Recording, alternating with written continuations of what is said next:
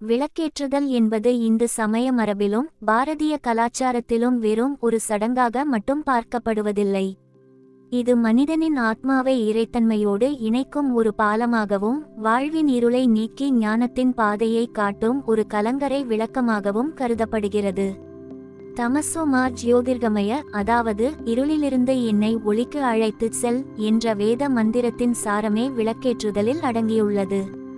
இதன் ஆன்மீக, தத்துவ மற்றும் அறிவியல் பின்னணியை விரிவாக காண்போம். இருள் நீக்கும் ஞானச் சுடர். ஆன்மீக ரீதியாக மனித மனம் என்பது அலைபாயக்கூடியது. அறியாமை, பேராசை, கோபம், பொறாமை போன்ற குணங்கள் நம் அகத்தில் ஒரு இருளை படரச் செய்கின்றன.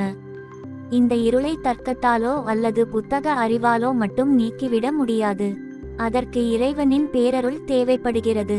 தீபம் ஏற்றும் போது அந்த சுடர் பரப்பும் வெளிச்சம் நம் மனதின் அழுக்குகளை அகற்றி தெளிவான அறிவை தருகிறது. விளக்கின் சுடர் எப்போதும் மேல் நோக்கியே எரியும். இது மனிதன் தனது கீழ்நிலை எண்ணங்களிலிருந்து விடுபட்டு உயரிய லட்சியங்களை நோக்கி வளர வேண்டும் என்பதை உணர்த்துகிறது. ஒரு மெழுகுவர்த்தியோ அல்லது விளக்கோ தன்னைத்தானே உருக்கிக் கொண்டு எப்படி வெளிச்சத்தை தருகிறதோ அதுபோலவே மனிதனும் தன்னலத்தை விட்டு தியாக உணர்வுடன் செயல்பட்டால் மட்டுமே அவனது வாழ்க்கை பிரகாசமாக அமையும். பஞ்சபூதங்களின் சங்கமம். தீபம் என்பது பஞ்சபூதங்களின் நிலம், நீர், நெருப்பு, காற்று, ஆகாயம் ஒருங்கிணைந்த அடையாளமாகும். நிலம், விளக்கு எரியும் தரை அல்லது பீடம். நீர், ஊற்றப்படும் எண்ணெய் அல்லது நெய். நெருப்பு, எரியும் சுடர். காற்று, அந்த சுடரை நிலைநிறுத்தும் பிராணவாயு. ஆகாயம், சுடர் பரவும் வெளி.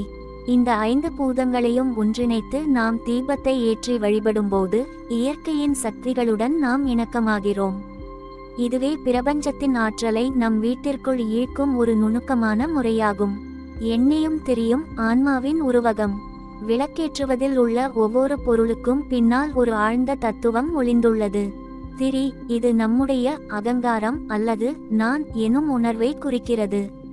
திரி தன்னை எரித்து கொள்ளாமல் வெளிச்சத்தை தர முடியாது. அதுபோலவே மனிதன் தனது ஈகோ எனப்படும் அகங்காரத்தை எரித்தால் மட்டுமே அவனுக்குள் ஞான ஒளி தோன்றும்.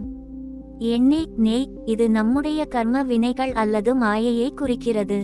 எண்ணெய் தீர தீர திரி எப்படி ஒளியை தருகிறதோ அதுபோலவே நம்முடைய கர்ம வினைகளை தீயால் அறிவு, அனுபவம் எரிக்கும்போது ஆன்மா தூய்மை அடைகிறது. சுடர், இது இறைவனின் வடிவம். எண்ணெயையும் திரியையும் எரித்து வெளிச்சத்தை தரும் சுடர் நம்முடைய கர்ம வினைகளை அழித்து இறைவனின் திருவடியை அடையச் செய்யும் குருவின் அருளுக்கு சமமானது. ஜோதி தியானம், மன ஒருமைப்பாட்டின் இரகசியம். மனதை ஒருநிலைப்படுத்த விளக்கேற்றுவது ஒரு எளிய மற்றும் வலிமையான தந்திரம். இருண்ட அறையில் ஒரு சிறிய தீபத்தை வைத்து அதை தியானத்தோடு உற்று பார்ப்பது திராடகம், பிராட்டிகா எனப்படும் யோக பயிற்சியாகும். இது பார்வைத்திறனை அதிகரிப்பதோடு மட்டுமல்லாமல் சிதறி ஓடும் மனதை ஒரு புள்ளியில் நிலைநிறுத்த உதவுகிறது. தீபத்தின் சுடர் எரியும்போது நம்முடைய நரம்பு மண்டலமும் அமைதியடைகிறது. இது மன அழுத்தத்தை குறைத்து ஆழ்ந்த அமைதியை தருகிறது. அறிவியல் பின்னணி மற்றும் மருத்துவ குறிப்பு. விளக்கேற்றுதலில் ஆன்மீகம் மட்டுமல்லாது அறிவியலும் பொதிந்துள்ளது. குறிப்பாக பசு நெய் கொண்டு விளக்கேற்றும்போது அதிலிருந்து வெளிப்படும் புகையும் கதிரியக்கங்களும் ரேடியேஷன் அந்த சூழலில் உள்ள நச்சுக்களை நீக்குகின்றன. பாரம்பரியமாக பயன்படுத்தப்படும் நல்லெண்ணெய் காற்றில் உள்ள நுண்கிருமிகளை அழிக்கும் ஆற்றல் கொண்டது.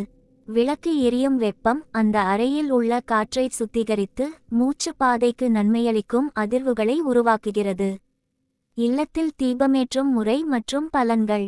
விளக்கேற்றுவது வெறும் சம்பிரதாயம் அல்ல, அது ஒரு ஒழுக்கம். காலை சூரிய உதயத்திற்கு முன்பும் மாலை சூரிய அஸ்தமனத்திற்கு பின்பும் விளக்கேற்றுவது மிக விசேஷமானது. கிழக்கு திசை துன்பங்கள் நீங்கி வாழ்வு சிறக்க உதவும். மேற்கு திசை கடன் தொல்லை நீங்கி மன நிம்மதி கிடைக்கும். வடக்கு திசை செல்வ வளம் பெருகும். தெற்கு திசை. பொதுவாக தெற்கு திசையில் விளக்கேற்றுவதை தவிர்க்க வேண்டும். இது துரதிர்ஷ்டத்தை கொடுப்பதாக நம்பப்படுகிறது. ஆயினும் விசேஷ பூஜை காலங்களில் இதற்கான விதிமுறைகள் மாறுபடும். விளக்கை ஏற்றும் போது தீபஜோதி நமஸ்தே என்று கூறி ஒளியின் வடிவமான இறைவனை வணங்குவது அந்த ஒளியின் புனிதத்தன்மையை நம் ஆழ்மனதில் பதிய வைக்கிறது. விளக்கை சுண்டியெழுத்து அணைக்காமல் பூ அல்லது ஏதேனும் ஒரு கருவியால் அணைப்பதே மரபு. இது அந்த ஜோதிக்கு நாம் அளிக்கும் மரியாதையாகும். முடிவுரை: விளக்கேற்றுவது என்பது புறத்தில் ஒளியேற்றுவது போல தெரிந்தாலும் அது நம் அகத்தில் இருக்கும் ஞான தீயை மூட்டும் ஒரு விழிப்புணர்வு செயல். எப்போதெல்லாம் நம் மனதில் சோர்வோ குழப்பமோ ஏற்படுகிறதோ அப்போதெல்லாம் ஒரு தீபத்தை ஏற்றி அதன் சுடரை உற்று நோக்குங்கள். அந்தச் சுடரின் அமைதி நம்முடைய சிக்கலான எண்ணங்களைச் சீர் செய்யும். நாம் ஏற்றும் ஒவ்வொரு தீபமும் இந்த உலகிற்கு அன்பையும் அமைதியையும் அறத்தையும் பரப்பும் தூதுவர்களாக இருக்கட்டும். நம் வாழ்க்கையில் உள்ள துன்பங்கள் எனும் இருள் விலகி அறிவு மற்றும் அறம் எனும் ஒளியால் நம் இல்லமும் உள்ளமும் நிறைந்து வழியட்டும் என்பதே இதன் ஆன்மீக சாரம். விளக்கேற்றுவோம், வாழ்வை ஒளிரச் செய்வோம்.